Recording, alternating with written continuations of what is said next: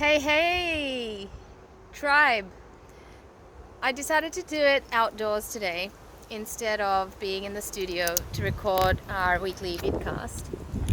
So the theme is social impact, and what social impact means is just the ability to help others that are suffering or have problems like us, and we can actually be a source of inspiration, a source of help, a resource. So just by you listening to this, you're being impacted by the words I'm speaking, and I'm completely conscious of that. And so you then become an advocate for whatever it is that you believe in and what you're prescribing to or subscribing to, and you share it with people that are listening to you, watching you, experiencing you, and that's creating a social impact. That's a very bottom level insight. And so today's topic, I wanted to speak about are two skills that we need to develop over the course of our time. That is, number one is developing an ability to have an eagle's perspective on life, the eagle's view, and then also an ability to do the groundwork. So be on ground like a turtle or an ant to do the work on the ground. So what these two things mean is that,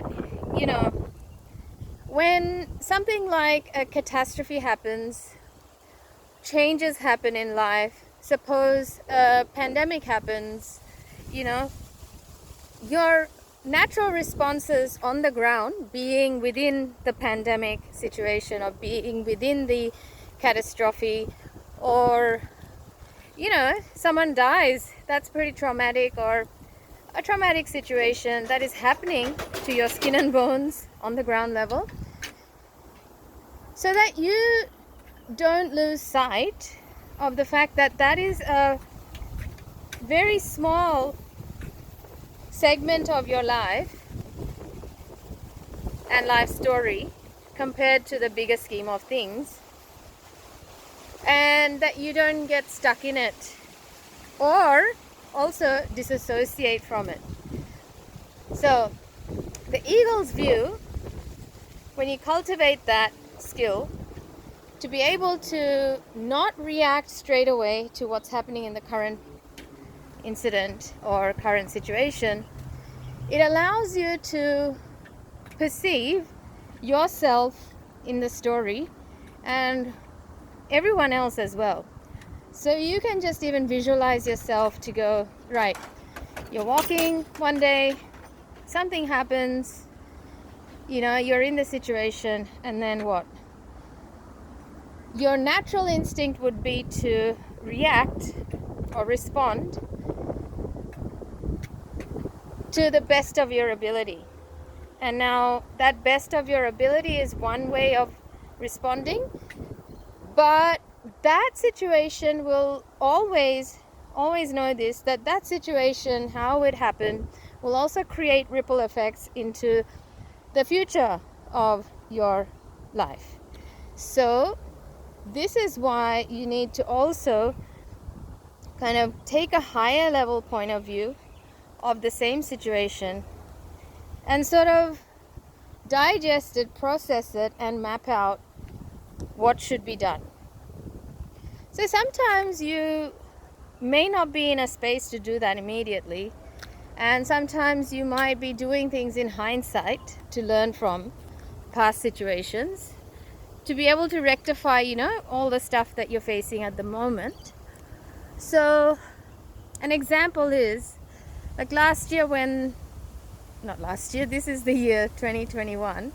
This year we got locked down in Sydney for more than 3 months, and we were all in like waiting mode, oh, when are we going to get out? And then everyone was so anxious to get out and be free.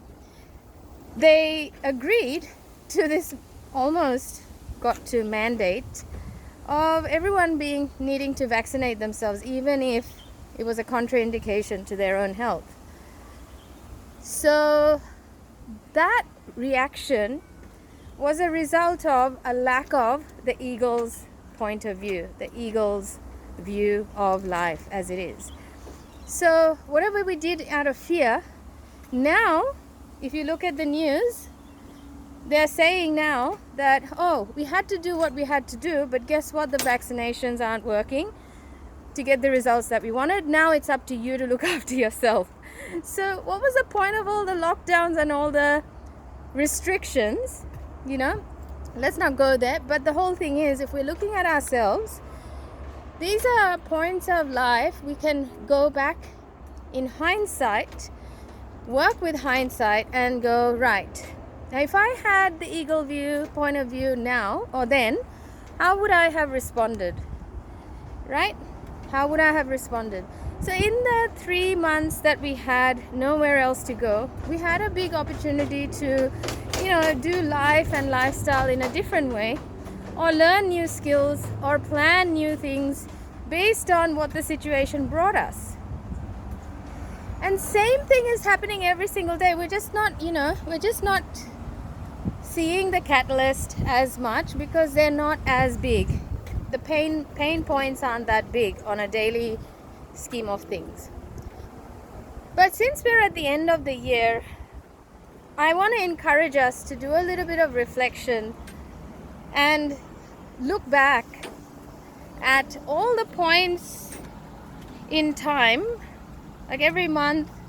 What were some of the times that you felt like you acted out of fear, like you had no choice, and really pinpoint all the stories that you were a part of where you really thought that you didn't have a choice. Once you've got a clear view of all that happened, now take an eagle's point of view. Second, take an eagle's point of view and ask yourself, well, now knowing what I know, what advice would I give my January self, February self, March self, and go back and reconcile those moments and make sure you make notes on what would you do or what would you have done differently. It's a practice. Now, there will be sometimes some situations that you don't have an answer for because you just don't have the skill set and you just don't have that view or vantage point because you've never been there. That is a good time to realize that you have a knowledge gap, wisdom gap, a knowledge gap really. So you will have to reach out to a professional to uncover what it is that you could do, like a transformational coach like myself, a holistic coach. Go and enroll into a course that will help you learn new knowledge to be able to see things differently. And the course should be about discovery, self-development, not necessarily a service that you can easily hire. That would be a waste of time if you kind of went and paid for someone's job, like bookkeeping or accounting or financial advising. Look, leave it to the pros. But when it comes to managing your own emotions, mental disturbances, or resilience to what's going on, or perhaps you really felt helpless, or something to do with yourself, your emotional regulation, that is really, hindsight tells us all that a lot of us were in fear earlier this year, and so a lot of our responses came from fear. Now what are we doing? We are seeing that, hey, nothing's really changed, except now we're being pushed out of the house to get back into the economy, to make sure that we don't increase the debt that we're already in, right? So what I would say is that learn from hindsight and also cultivate the eagle's point of view in your day-to-day living or skill set.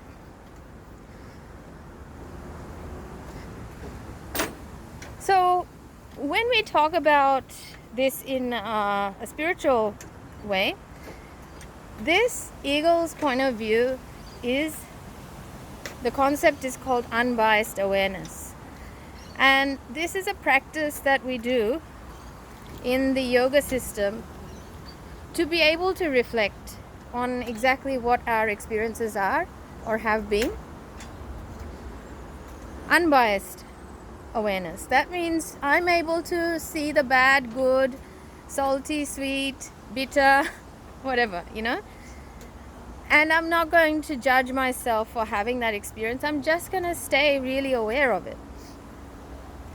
Can you see the symbolism of being an eagle on yourself?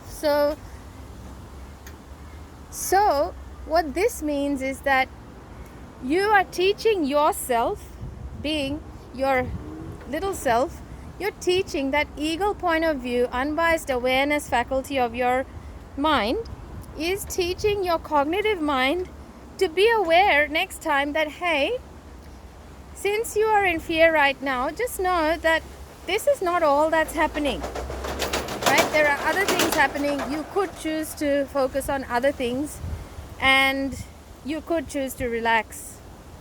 But that doesn't happen unless we make this a practice. It's not taught in school. This is a necessity now because, 2021, the whole year has passed now, and I know a lot of people that have just been waiting till things go back to quote unquote normal. But I'm sorry, honey, the new normal is going to be all up to you. Don't expect yourself to be the same person you used to be pre-2021.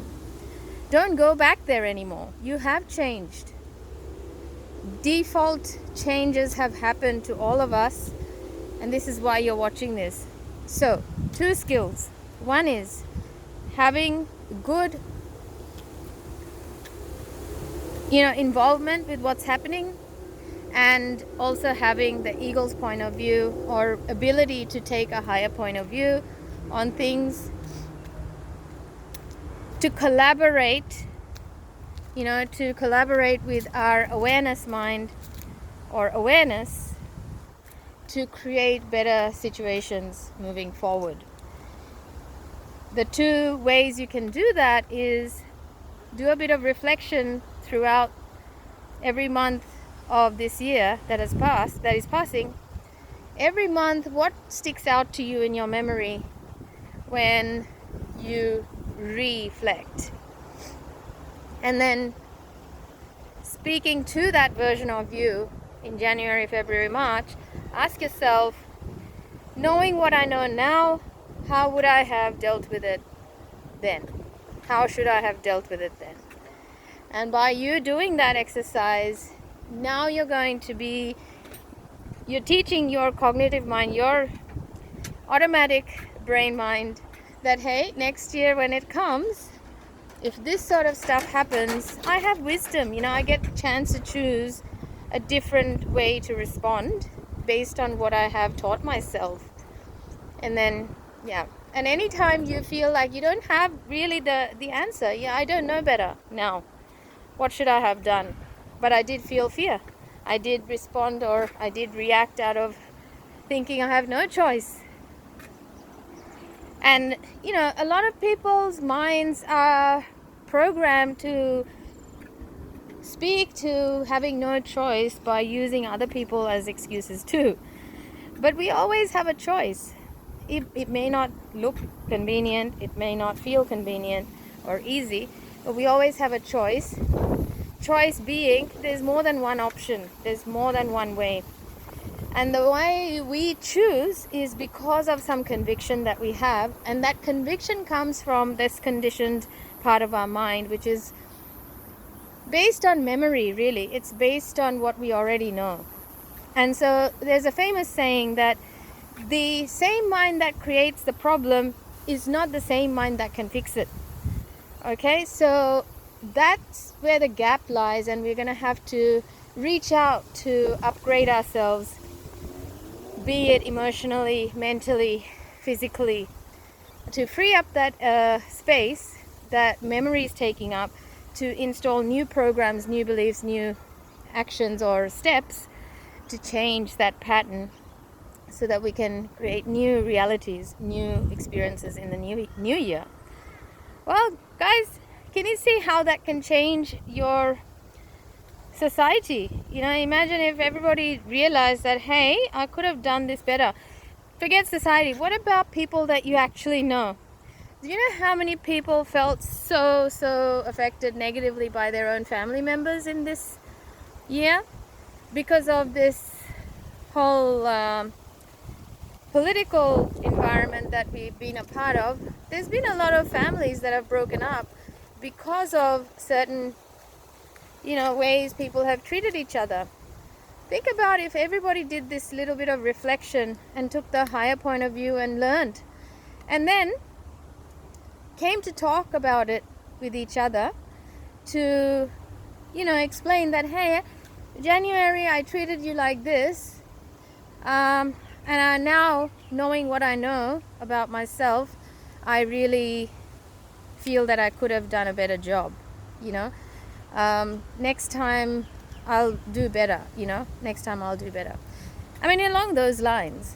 And this is called being conscious. This is called being an adult.